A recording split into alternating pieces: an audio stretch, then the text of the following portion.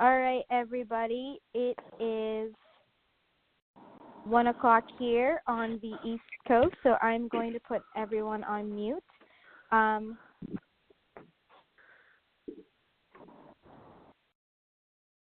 When it is time for a question and answer, I will let you know how to request unmuting.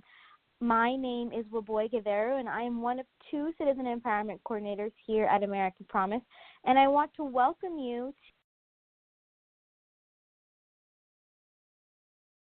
on the second Saturday of each month.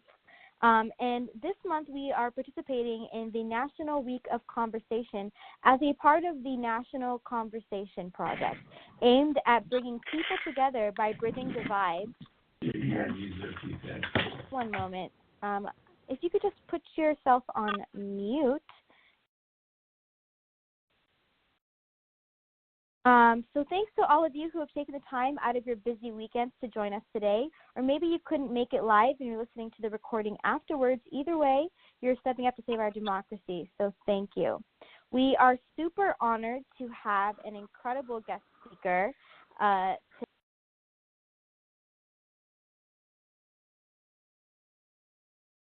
district. He's also one of the almost 250 American Promise candidate pledge signers, pledging to use his office, if elected, to help advance the 28th Amendment. And after we hear from Cooper, we'll hear a grassroots victory from Marie Hensletter-Kimmel, who is part of one of the New Jersey American Promise Associations. And then after that, we'll go into this month's training, which is focused on increasing the American Promise 28th Amendment candidate pledge signers. Like I said, we are almost at 250 pledge signers, so we really want to get past that mark and even go up into the 300s if we can by the end of this election season. As we know, midterm election is approaching, and we really have an opportunity to increase the visibility and awareness of this amendment and make this an issue that candidates and incumbents really pay attention to. So this is the perfect time to engage your community and representatives on this issue. So thank you to everybody who is stepping up. And if you're interested in learning more about what it takes to start an American Promise Association, please give me an email at wambuig@americanpromise.net. That's wambuig@americanpromise.net. And I want to start by sharing this quote from Abraham Lincoln, who famously said, "The ballot is stronger than the bullet." Let me repeat that. He said, "The ballot is stronger than the bullet." And this quote really resonates with me, and I hope many of you this month, as we reach closer and closer to Election Day, where millions of Americans will have the opportunity to exercise one of the most important and powerful civic tools we have, which is the ability to vote. Ballot measures throughout the country which were started by people who gathered and organized together for the hopes of creating a greater good will be voted on. And I think that's honestly one of the most incredible things about democracy. Here in Massachusetts, where I'm located, we are engulfed in a really awesome ballot initiative, Question 2, which will raise awareness for the 28th Amendment and also create a first-in-the-nation Citizens Commission that will serve the people and will research the effects of money in politics here in Massachusetts. So if you know anybody in Massachusetts, tell them to make sure that they vote yes on Question 2. And as we move into the peak of election season, remember, the power you possess with your vote is super important because, as we know, people vote and dollars don't. And with that, I'm going to pass it over to my coworker, Azer Cole, who is also a Citizen Empowerment Coordinator, who is going to be introducing our guest speaker today, Cooper Nye. Hey, Azer. Hey, well, boy, always great to be here, and it's an honor to introduce Cooper Nye, who I met late August, I believe, down in Michigan with Ben Gubitz as we were doing a Democracy is Brewing event. Cooper Nye is a candidate running for Michigan's 11th House District, and Cooper's Michigan's youngest congressional candidate, running as an independent for the U.S. House of Representatives. This year, Cooper dropped his career in Washington, D.C., where he saw firsthand our rigged system in action and came home to disrupt the two-party system. Cooper's pro-liberty, anti-corruption, and a candidate fighting to unite the district on bold reforms that transcend tribal politics and serve citizens instead of special interests. A lifelong Michigander, he graduated from Walled Lake Western High School and Michigan State University, where he studied public theory and international relations, and he recently signed the American Promise Candidate Pledge, and we're just so thrilled to have you here today, Cooper. And before I turn it over to you, let me just give you an idea of the kind of people here on this call with you. You're talking with people like Becky Smith in St. Louis, Missouri, whose APA hosted an incredibly successful dark money screening and panel discussion where over 70 people came in 90-degree heat. You're talking with people who you're going to hear more from later, like people like Marie Henselter-Kimmel in New Jersey, whose APA just had an op-ed published, keeps having letters to the editors published, and just had 2 candidate pledge signers from both sides of the aisle in the same district, all in the last month. So that's an idea of the kind of folks that are on this call, people who are doing this work really all over the country to make this a better place. So I'm going to turn it over to you, Cooper. And as he's talking, please be thinking of questions for him as Waboy moderates Q&A shortly after. So Cooper, thanks for being here, and take it away. You bet. Thank you, Azer. It was nice. I'm glad we got to meet while I was out in Michigan because I love what you guys are doing here. I signed the pledge because, well, I signed it for a few reasons. The 2 main ones are at a time of polarization and division. I think this is one of the few issues that really unites people from both sides. I want to say it's about 82% of Americans want to see real change to campaign finance reform. So it's a ground to unite. And it's also such an important issue because it really is the most important issue of our time. Because I understand and I want to solve all the same problems that are capturing attention, such as healthcare, infrastructure, immigration. But the reality is, until we fix this sort of corrupt process, we're not going to be able to get anything done on those issues that we're going to be happy about. So for me, it's really the starting point for really any type of new way forward in our politics. So that's why I signed. And I guess my advice to those who are wondering, how do we approach elected officials? How do we approach candidates? And I would say with an open mind. Again, because I'm somebody who I'm an independent, but I consider myself a conservative. And the reason I'm running as an independent is because I think it's closer to the principles of the Republican Party to be a champion for this, but they're really not right now. So, and there are people on the inside of the Republican Party who agree with me. So I would say don't rule anybody out on the basis of their party or anything that might be superficial, because you might be surprised. There are a lot of people who really want to bring power back down to citizens in our communities. But so that's, that's partly why I chose to be an independent, is to have the freedom to really speak my own conscience, to speak freely and hit the problems with both parties as I saw them.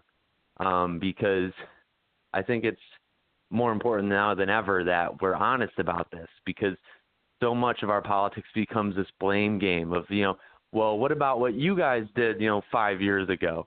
Case in point, the Republicans right now complaining about the Kavanaugh thing.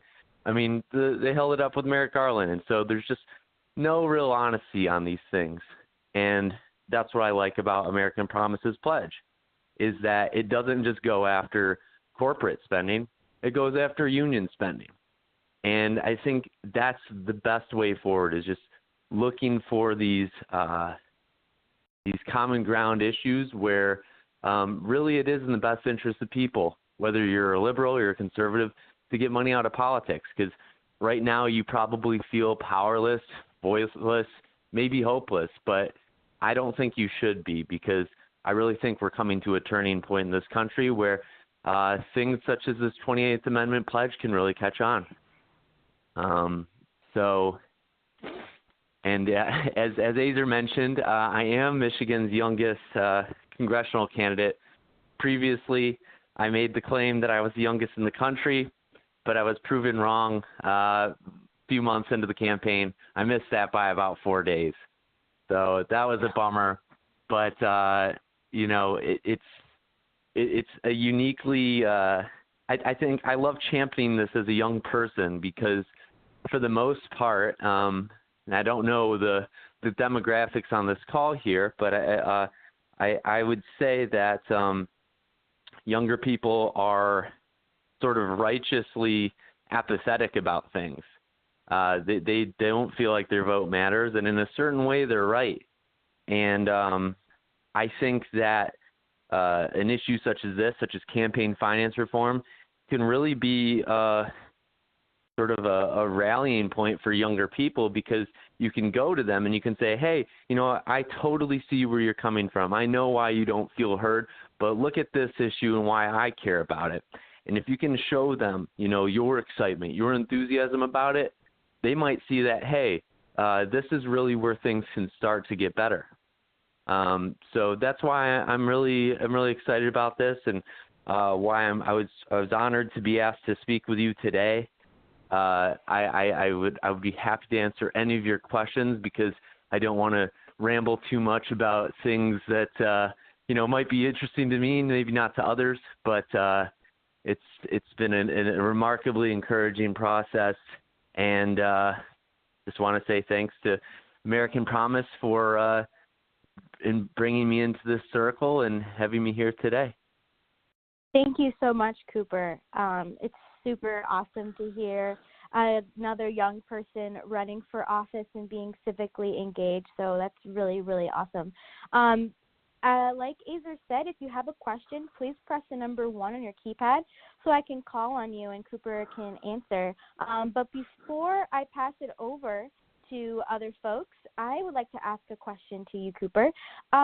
So as we are talking about the American Promise Candidate Pledge and wanting to increase the visibility and the importance of the 28th Amendment leading into this election season, what would you say to folks is, some of the best tips you can give when you're asking a candidate to sign the pledge? Especially, like you said, you are a conservative. What are some good talking points to bring up to fellow conservatives, conservative candidates, when you're asking them to sign the pledge? Yeah, well, really the trick, if somebody's not working with you is tie them up with their own principles. That if they believe in freedom, if they believe in free markets and competition, shouldn't they also want that in their elections? Why should people be forced to pick between two options if they're really not feeling served by that? Why should, corporations or unions have, an inordinate and undue advantage over the voices of regular citizens? So I think on the basis of just a true commitment to individual liberty and equality, you can sort of make the case to them that, like, hey, this is something that I think both of us can come to an agreement on. And what you have to do, especially with conservatives, is you have to openly and sort of initially make the gesture that you're not like some Democrat front group, because if you come at them carping about corporate spending and so on, they're going to assume that you're with the left. And so what you want to do is make sure you're talking about limiting union spending too, because unions and corporations both are the biggest heavy hitters in this. And if you show that, hey, like, this is not about favoring one side or another, this is really about favoring, the American people, they'll listen. Gotcha. I really like that, keeping it, about individual liberties and kind of using their own principles back at them. That's a really great tip. Thank you so much. Like I said, please press the number 1 on your keypad, and I will call on you. Looks like we have Helen. Helen, you are unmuted. Where are you calling in from, and what is your question? One moment. Let me just put you on unmute.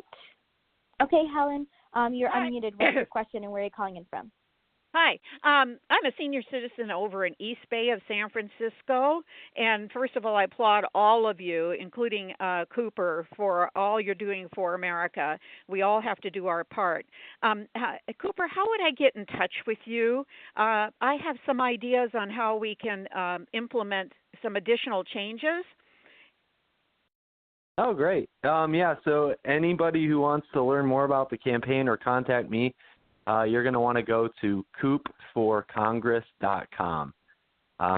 There, if you go to the contact tab, there's an email form, there's my cell phone.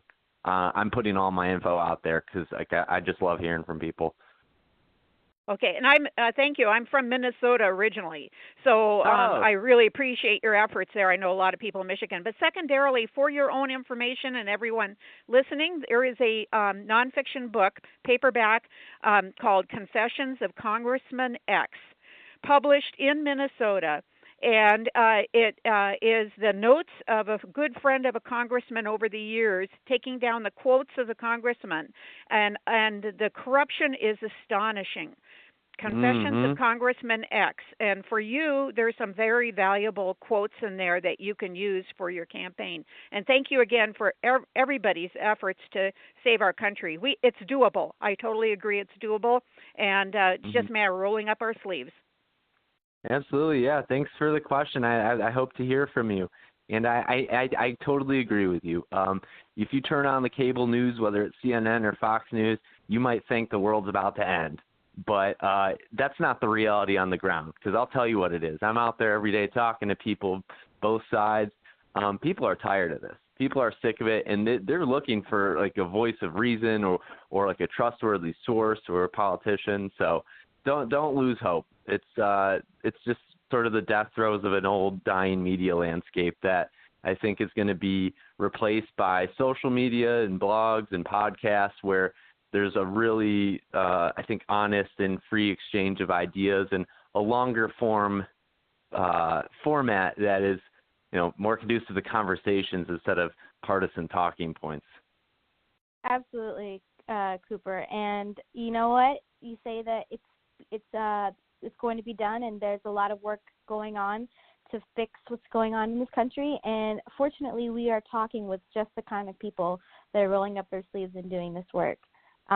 Okay, so next question comes from Charlie Cooper. You are unmuted. Please tell us where you're calling in from and what is your question? Hi, this is Charlie Cooper, and I'm from Maryland, and I'm with a group called Get Money Out. And I just wanted to ask, how do people trying to get their candidate to pledge cut through the fact that the candidates are very, very busy? And we're running an independent pledge campaign. We've had over 140 Maryland state legislators pledge. So I have some suggestions after you answer. Yeah, so you're right. It's a little bit different trying to get a hold of an elected official as opposed to a candidate. So ultimately, your approach in influencing a legislator it's going to have to come down to you demonstrating some type of critical mass. So, I would recommend getting some type of letter or petition that you circulate in public or online and that is signed by their constituents, because then they actually have to listen. Another way to put some public pressure on them is a letter to the editor campaigns. Whether it's your local paper, your city paper, whatever it is, like there's an option for you as a citizen to get your thoughts published by your newspaper. It'll typically be about 125, 150 words. But if you draft, or maybe American Promise has a guide for this, I'm not sure. But if there's something that you can follow, and you can kind of just mix it up for each person. But, week after week, just getting your volunteers or your friends and family to write these letters and get them published, and then you can print them off or collect them and deliver them to say, hey, it's not just me. Like this is your district. This is what people want to see. Excellent. Thank you so much, Cooper, for that answer. The next question comes from and I would add too. I would just like to add too. Once you do that, like if you do really have like a sizable list of people that have voiced, you've made X number of calls, Y number of letters, and they're still ignoring you. Reach out to a reporter. Try and use the media to put pressure on these people because they're scared of that. That's a really great point, too, putting media pressure on them. Okay, so the next question comes from Joan. Joan, you are unmuted. Where are you calling in from, and what is your question? Hi, this is Joan DeVore, and thanks, Womboy. I'm calling from the Tri-County American Promise Association, which is 3 counties in southern New Jersey. And I'm going to be working with some other folks in New Jersey American Promise chapters to reach out to small business owners. Because we feel that, actually I do a lot of that in my job because I'm a business librarian, but we feel that there is potential there for gathering supporters, and we expect that there will be a broad representation of different, along the political spectrum. So I just wanted to know if you had any tips or thoughts or suggestions for talking points to small to medium-sized business owners. Yeah, absolutely. So I would just look to different small business associations. I'm going to blank on them off the top of my head, but one might actually just be the Small Business Association of America or something. They have a lot of talking points about just the crippling of small businesses on, whether it's on terms of regulations or taxations, basically how corporations are able to navigate all these things, and it leaves the little guys drowning. So small businesses, especially if you can go and start a conversation, what are your struggles as a business, in terms of your regulations, your reporting, your taxes. They'll start talking to you. They'll talk to you all day about that. So once you can connect those problems that face their business to a lack of political representation, of being beaten by the deep-pocketed big businesses, I think you'll get your answer right there. It's about connecting. It's just about connecting, whether it's the principles of a politicians or the interests of a business or a nonprofit to a lived everyday reality for them. Excellent. Thank you so much for that answer. We have another question coming from John's son. John, you are unmuted. Where are you calling in from, and what is your question? If that's me, I'm John Yes. Sonnen. I'm calling from Juneau, Alaska. I have a question for Cooper about how you can corroborate labor unions and their campaign contributions with corporations that, first of all, are have a single or maybe 5 or 6 board members that decide where the money goes, as opposed to the union, which is all the money comes from individuals, and they then decide as a group what to do with the money. But also on the corporate side, they don't. It's not earned money.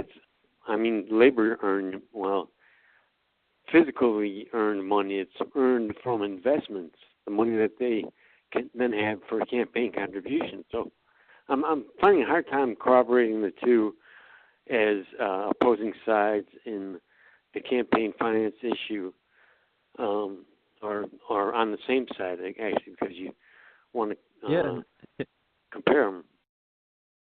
Yeah, that's a good question. First, I would start by saying that it's not an attack or a criticism of the activities of unions. What we're talking about here is something very narrow and specific, and that is political speech.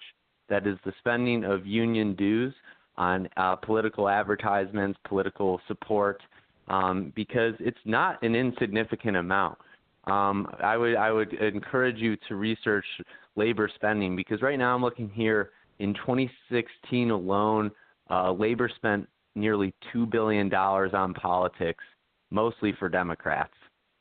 So they're not this little mom and pop thing. They're actually quite a force.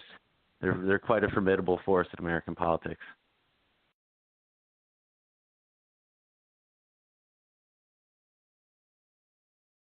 But thank you for your question. It's good because a lot of people don't.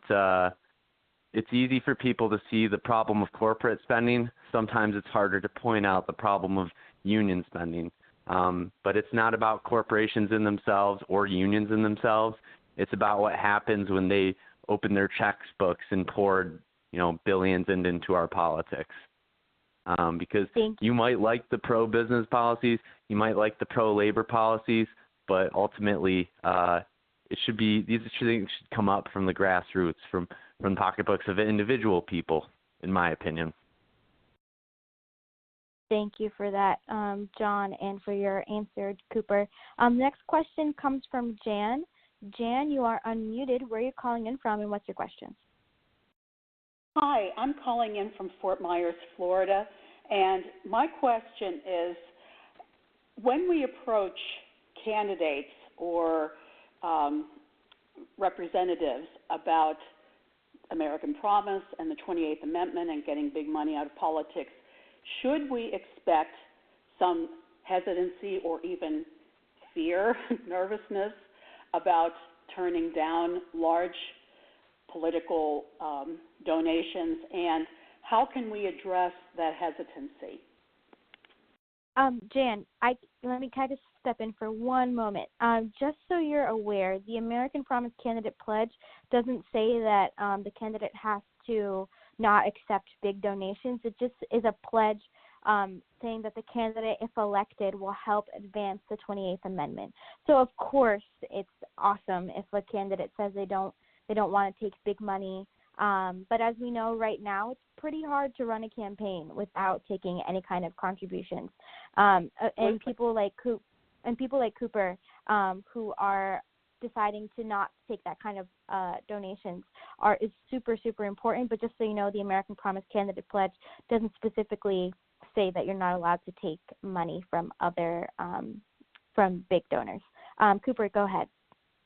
Yes, I'm sorry. Ask her the question. What was your name? Jan. Yeah. Well, yeah. I'm glad American Promise stepped in there to answer it, because you almost stumped me there. Because as mentioned, that would be a tricky thing to navigate. I'm somebody that's not taking any type of union, corporate, or any type of PAC money. So it was pretty easy to get me to sign on to this because it's core to my campaign.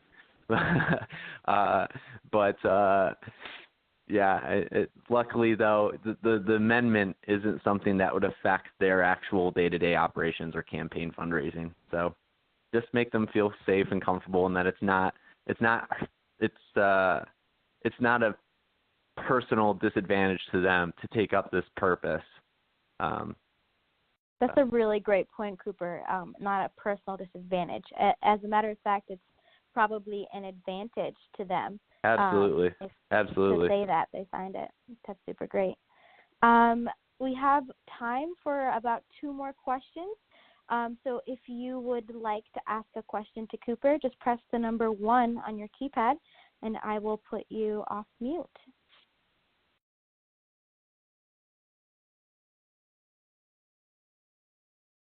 Okay, Sharon, you are unmuted. Where are you calling in from, and what's your question? Yes, my name's Sharon Kwiatkowski. I'm calling in from Delaware. And Cooper, by the way, I absolutely love your website. It's wonderful. You've got a lot of information that I suggest everybody jump on it because it's really, really good. And you can tell that you're really on our side, which is really a wonderful thing to witness. One question I have is I just started reading a book that was recommended by John Pugner, interview that he had with Cenk Uygur, in trying to connect with a more conservative base to get them kind of, open to the fact that we are all in this together. And the book is called Secret Empires. I don't know if you're familiar with it, but if you are at all, I'd love to hear your comments on it. It's actually a very damning analogy of both sides of the aisle, but it's truly informative, and I think could be a really good icebreaker to put us all together and actually elect somebody like you and get everybody else out of there. Yeah, I wasn't familiar with it until I looked it up on Amazon right now. But it looks really good. Based on the title and the bio alone, that's exactly how it works. There's this type of nepotism, inside favoritism, and just not only like the disadvantage that ordinary citizens are in politics running against these machines, but also when these machines or these politicians get caught, the fact that there's sort of a rule of law for insiders and a rule of law for outsiders. Because if you or me, you or I, we mess something up on our taxes, we'll probably go to jail forever. But, if these people literally kill somebody or embezzle hundreds of thousands of dollars, the case just gets thrown out, like that's weird. So I don't know. This looks like I see why you brought it up. This seems like it would speak to a lot of conservatives' skepticism towards the system, but without wading into conspiratorial thinking, because that's a really hard thing to straddle too. Is when you're talking about systemic problems, you got to be fact-based. You got to be moderate and in control of yourself, because you don't want to sound like a whack job. And that's my experience anyway, because this is absolutely the problem. It is absolutely rigged, and there are elites in this country that it's better for them to divide people up on, abortion, immigration, and guns than it is to solve problems like, our broken elections and our campaign finance laws. So I think that's the proper lens to take in viewing our politics. I really, as much as the media wants it to be, I don't think the relevant divides are left or right anymore. It's really about people who have influence and those who don't. And that's precisely why Bernie Sanders and Donald Trump were the most popular candidates, in their primaries or whatever, or at least why they were able to inspire such grassroots enthusiasm, I should say. Great. And the fact, and the fact that so many, and it was, I actually chose to run as an independent after a Netflix documentary I watched. I'm blanking on it. I think it was the Richard Reich one. If somebody knows the name, they can shout it out. But his analysis of the economic problems of our time, and the fact that he highlights that so many Bernie Sanders supporters ultimately jumped ship and voted for Trump, should tell you something's going on in this country.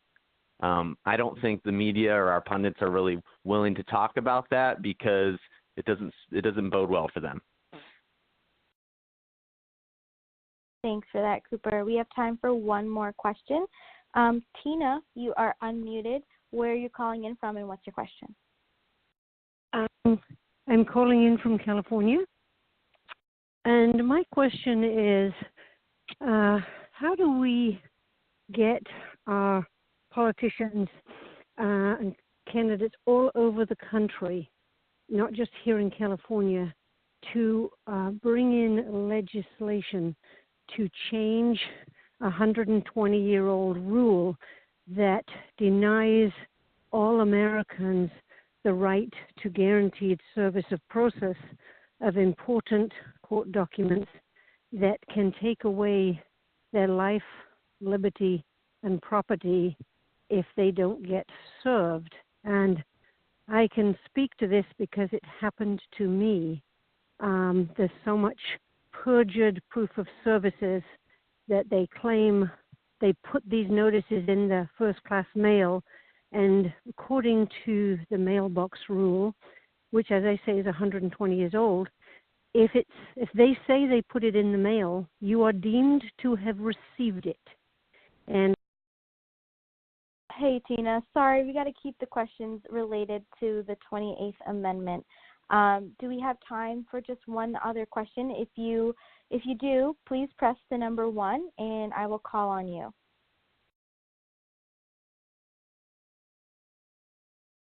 Okay, we have a question from Lisa.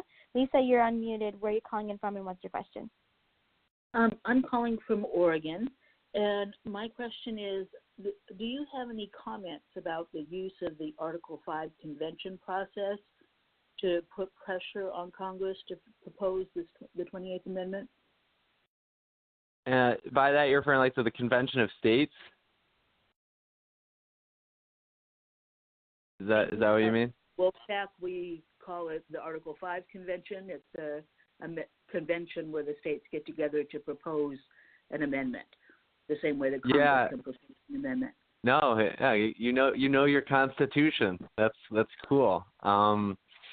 I was wondering the same thing actually when I attended an American of Promise event, the one I met Azer at, and somebody had the same question, and his answer I think was spot on. Is like, yes, that's possible, but it's a lot more work and it's a lot harder to control.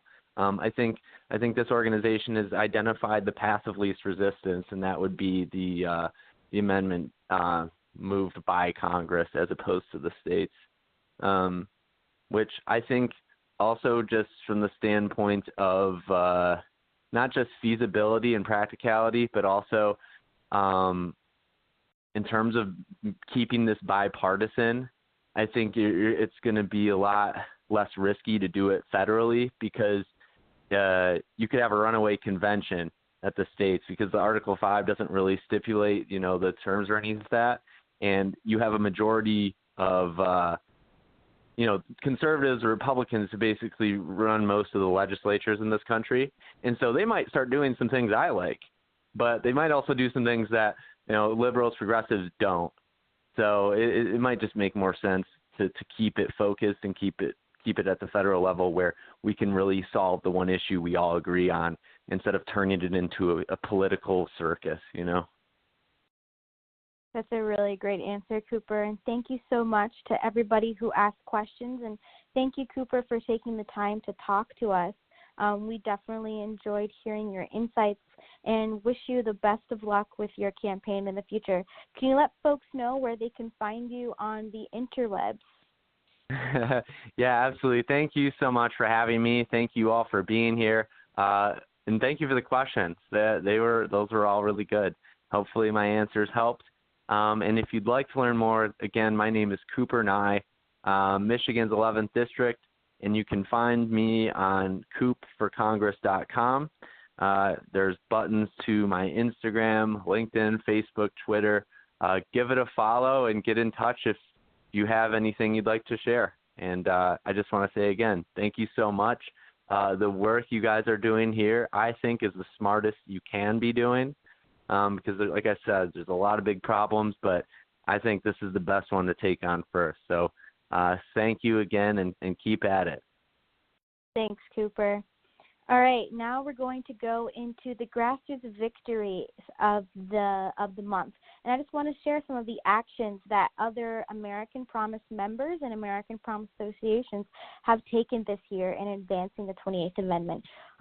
Last year, APA members had 17 meetings with elected officials or their staff, and last month alone, we had 11 meetings with elected officials or their staff, for a total of 130 meetings so far this year, which is so incredible. Last year, APA members had 26 media pieces published, and last month alone, we had 15 media pieces published, for a total of 78 media pieces published this year so far. And our goal is 106 for the year, and if we keep this pace up, we'll be right there, which is super duper awesome and is actually 4 times more than what we did last year. And we want to know about your meetings with elected officials, your published media pieces, so we can include them in the next month's total. So if you've had a meeting or a media piece published, go to AmericanPromise.net, which is our website, and on the Action Center drop-down menu, you will see the Citizen Uprising Reporting Forms option. Just use the proper reporting forms to let us know about your meeting or your media piece published or public event or local resolution. Now we're going to go into the grassroots victory of the call. And if you're new to these national citizen empowerment calls, then let me explain a little bit about one of my personal favorite segments of the call. So this is a time where we hear from one of the incredible citizen leaders out in the proverbial field doing the work of passing this amendment to get big money out of politics. It's a time where we hear some of the recent victories taken by a leader to help advance this cause and inspire you to do the same in your community. Today's grassroots victory comes from Marie Hensletter-Kimmel, an American Promise member from New Jersey, whose group has had an outstanding month this month, advancing this amendment in her community. Without further ado, let me pass it over to Marie. Hi, Marie. Hi, well, boy, how are you? Good. I'm going to be talking about our success in getting both a Democratic House challenger and a Republican House challenger in adjacent districts to sign our candidate pledge in the last 2 weeks. Joan had been asked a question earlier. We co-founded Tri-County New Jersey APA in July of 2017 as 3 brand new inaugural groups in New Jersey. And we represent Camden, Burlington, and Gloucester counties. We're in New Jersey, just across the river from Philadelphia. So I would just want to say that the route to getting each of these signs was very different. And honestly, at the beginning, if I would have predicted which one would be easy and which was difficult, I would have been wrong. So first of all, New Jersey's 3rd district is one of our 2 districts. It's been a Republican-dominant district, but has been leaning more purple since 2016. The House incumbent is Tom MacArthur, who is a millionaire former insurance company executive, author of the Trump Care Amendment in the House, and the only New Jersey congressperson to vote for the tax bill last year. He has not responded to any of our requests for meetings and holds invitation-only community and campaign events. The Democratic challenger there is Andy Kim. He took the stance of refusing corporate PAC money from the start of his campaign, and he's endorsed by End Citizens United PAC. I first met him at a tax bill protest last fall and spoke to him about our work to win the 28th Amendment, and I've spoken to him at maybe 4 or 5 different campaign events and rallies since then. From the time that we first met, he said he would meet to talk about the American Promise Pledge. He was very interested. But between him and his campaign manager, I never could really get an actual definite meeting date or time until just after our national conference in June. A fellow Tri-County member, Kelly Clark, and I had a 45-minute with Andy in early July, which was very positive. And he didn't commit to signing at that time, but shortly thereafter he said he would sign, but he wanted to do so in conjunction with an event to roll out his campaign finance reform ideas for more powerful effect. We followed up with him a few times after that, but we were still on hold with a date to sign. But he did finally sign about 2 weeks ago, and he did it in conjunction with an event where he talked about different reforms that he would like to see to not only a 28th Amendment, but some other things in terms of no lobbying and after Congress and so on and so forth. So we were working with a candidate who was aligned with our goals from the very beginning, but it took a year of persistence to get the pledge signed. In contrast, New Jersey 1, the other congressional district, it's a strong Democratic district with incumbent Representative Donald Norcross, who co-sponsors actually both House Joint Resolutions 31 and 48, which for those of you who may not be familiar with, those are 2 resolutions resolutions for a 28th Amendment, and he co-sponsors both of them. He's running for his 3rd term. He's a former leader of the Electricians Union, and he's a labor leader Yet his brother is known as a multimillionaire political power broker in New Jersey, not just in South Jersey, but in New Jersey, via his money with his insurance company. So Donald Norcross's position regarding the American Promise candidate pledge has been he doesn't like to sign pledges and that he's already a co-sponsor of the bill. And so he's been supportive, but he doesn't particularly want to sign the pledge. The Republican Party in New Jersey District 1 is pretty weak, and the Republican nominees are poorly funded overall. In addition to the emails that were sent out by American Promise, our main office, to all of the House candidates, I had emailed Paul Dilks, the Republican candidate, several times and never had received a response. His campaign is so much on a shoestring, his website didn't even include a phone number for contact, so I didn't have that option. A few weeks ago, on September 22nd, our group tabled at the county fair. And I turned around and I was surprised to see Paul Dilks walking up.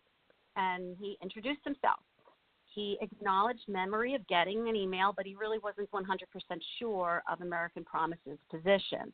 We had a nice, about a 30-minute conversation, and he emphasized he was really frustrated with running against someone with a big money donor base. Just felt like he was, completely blown out of the race almost to begin with. But he agreed to meet to discuss the pledge further and consider signing the pledge. So I sent him our pledge information and the Government of People report that we have available about Republican support and conservative support for the 28th Amendment. And when I met with him, his perspectives in our conversation, really mirror the crux of the American Promise message of the need for the 28th Amendment, and very much what Cooper just said too. He felt that local issues of District 1 aren't given priority, in his opinion, in comparison to the interests of the power donor brother of the incumbent. And he also said we need to have an environment that lets the best candidate win instead of letting the candidate with the most money win. And he readily signed the pledge. So it one chance meeting at the tabling event and then one meeting and boom, he was in. So with these two different experiences, my advice is really that the factors that work to get a pledge signed are the same as we learn to build relationships in meetings with members of Congress. Face-to-face meetings with the candidates, I think, are key in the success of getting them to sign. Just with this chance meeting, with no response to emails, but a chance meeting face-to-face and a conversation, got me a meeting to get a pledge signed with the Republican. And the other piece of advice is to be persistent with follow-up in a polite way. It was so frustrating.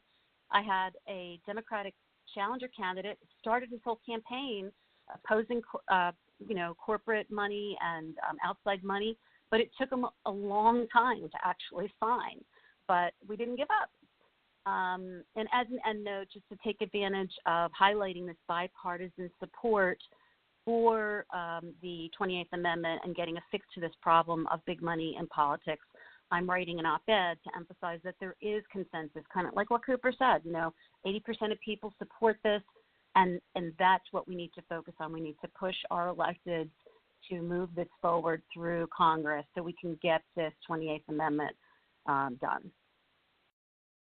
Thank you so much, Marie. Such an incredible work that you and your team have been doing, and definitely so inspirational.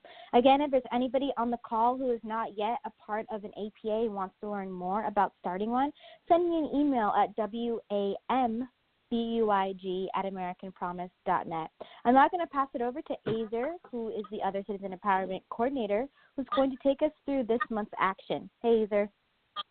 Hey, boy. Hey, everyone again. And congratulations, Marie, to you and your team and to the countless other citizen leaders who are on this call, really spearheading this candidate pledge campaign incredibly successfully so far. And we're less than a month until the midterm elections, and we're keeping this momentum rolling. And the action this month is writing letters to our congressional candidates, urging them to sign the candidate pledge. So you all were sent the action sheet. It should be in your email inbox from yesterday. And instead of walking through it point by point, I wanted just to start by asking if there's anybody on this call who actually has written letters to an elected official or a candidate, and it doesn't necessarily have to be about the candidate pledge, although if it is about the candidate pledge, certainly all the more relevant. But if you have done this, would you please press 1 on your keypad and quickly just share, maybe 1 or 2 components of what went into that letter that you wrote to an elected official of yours or a candidate of yours, just as we're trying to visualize, what the format can be for these types of letters. So go ahead and press 1 if you want to just shout out one thing that you included in a letter like this. I'll give folks a couple seconds here. All right, it looks like Sam has his hand up. Sam, you're unmuted. Where are you calling in from? And thank you for sharing. Oh, hi. Can you hear me? Yep. Oh, good. I've tried to be more active with what's going on. There's some stumbling blocks here in Indiana, and I was wondering what I can do to generate more interest. For example, my neighbors are very much, even though they're Republican, are very much upset about what's been going on in Washington with the Republican Party leadership, and yet they're reticent to participate. I wonder if there's a mechanism that I'm missing. Yeah, absolutely, Sam. That certainly a big part of Woboy and my job is helping you coordinate and communicate with those folks around you. And if you want to email Woboy, she's listed her email. It's WAMBUIG@AmericanPromise.net. Can get you, all set up with some tips and tricks to start organizing with your group members and building that political power, that critical mass that Cooper was talking about. It looks like Marie has her hand up, and I know Marie's and her group have done this a number of times. So thanks for any insight here, Marie. Yeah, I was going to include it in my little spiel that I just gave. But what we have actually done since the spring is we have it is sort of a form letter, and where it says, I've become aware of the work to get a 28th Amendment and the importance of it, and give some links to the candidate pledge, and then we leave a space for people to put what their biggest concerns are about money in politics, whether it's a particular policy issue or what have you. And we've had people fill those out, sign them, and we give them the information for who their incumbent is and who their candidate is. And I actually did give those. I had more than, I don't know, it wasn't a huge number. It was like maybe a dozen. I actually did give those to Paul Dilks when I met with him he's a Republican, and he was very impressed. I had letters to him from potential constituents. Whoa, yeah, that's great, and all the more reason and all the more power that you're given if you're working in a group in tandem with others. Let's go to another APA leader in Santa Fe, New Mexico, Ishwari Solihu. Ishwari, you're unmuted here. Hi there. Hey, so one of the things that was helpful, we kind of had a rash of signers right after our Secretary of State signed. And, she was kind of a high-level signer. And then we had another very popular candidate for the U.S. House, Deb Haaland. And so I kind of utilized their signing in reaching out to others by just saying, you may be interested in knowing that, Maggie Toulouse-Oliver and Deb Haaland have signed this. And I think people, when you can show that somebody's signed who they respect, who they want to emulate, it gives people a little bit of an opening of the door, I think. Mm-hmm. Definitely. So it's basically name dropping.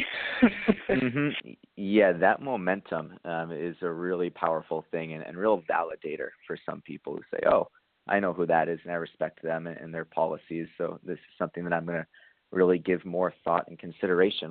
Let's hear from one more person, another person who I know has had some success with the candidate pledge, Susan Beckett. Susan, you're unmuted. Where are you calling in from? And thanks for your insight here. Yeah, it was the day after our book club. Susan, did you have something to say here, some tips on writing letters to candidates?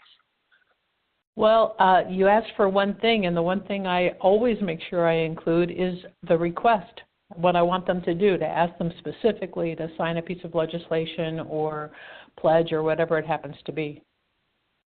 cannot forget the request. Yes, absolutely. The things that I've written down as important components of these type of letters are, an introduction, introduce yourself as one of their constituents, make the ask, make the request, support your ask with some facts. Maybe it's polling information, maybe it's stats on the opioid crisis or climate change or whatever lens you're approaching this from, and then repeat the ask, say thank you for something, and be sure to leave your contact info. All of those components will make a really complete, thorough, easily thought of letter, which you can repeat over and over again and have, all the folks in your group sign that letter, as Marie and her group have done. So we're going to transition a little bit in the last 5 minutes of this call, talking about effective follow-up, effective question asking at candidate events. There's a lot of campaign events in the last couple of weeks here, and maybe you've sent in a letter and you don't hear anything back in a week or 2 weeks, but Congress or candidate Dilks or candidate Johnson or whoever has an event and I'd like to go, maybe bring a friend or two and maybe ask him or her about the candidate pledge or about something related to big money, and what are the best practices for actually successfully asking questions at candidate events. What's the format? Are there any tips and tricks? So again, just want to open it up to the call. And if you've had success or maybe you've had struggles, going to candidate events and having your questions heard, please press 1 on your keypad and just share your experience in the last couple minutes of this call here.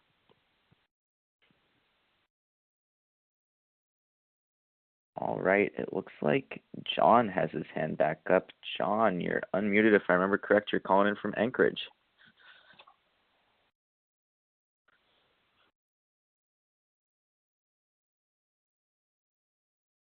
All right, we might have lost John there. Let's go over to Mary Alice. Mary, I know you've had your hand up for a while, but any tips or tricks for asking questions at candidate events?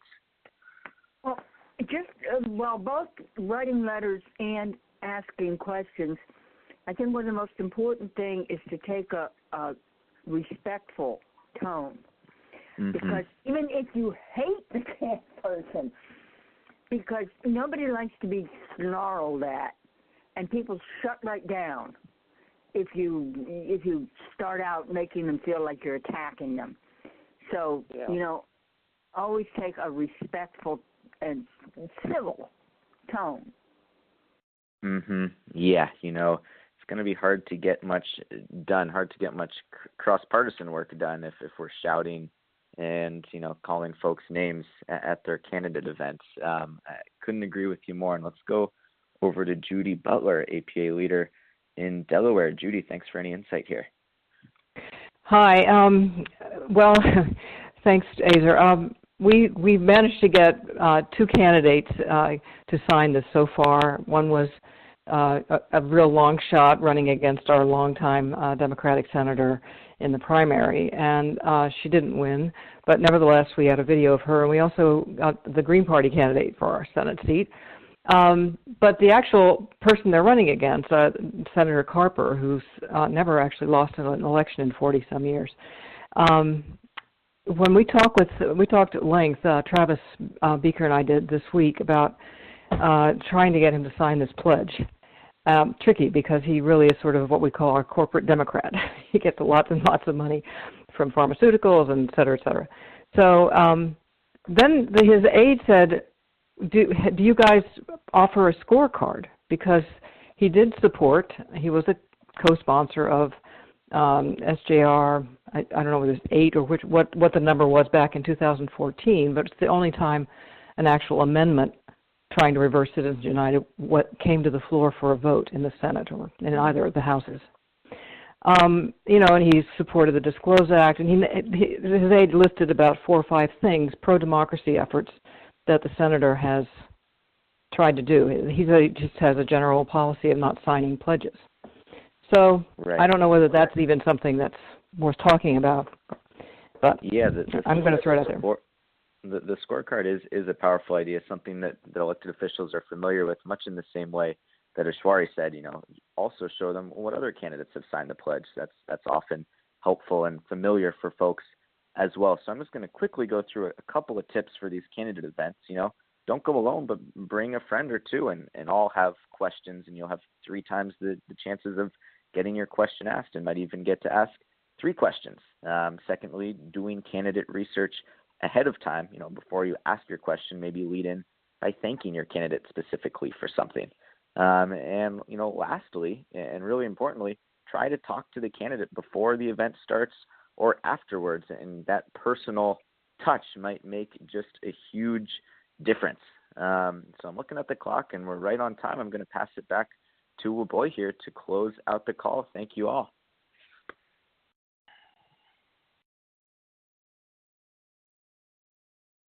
Thank you so much, Azer, and thank you everybody for being on this call.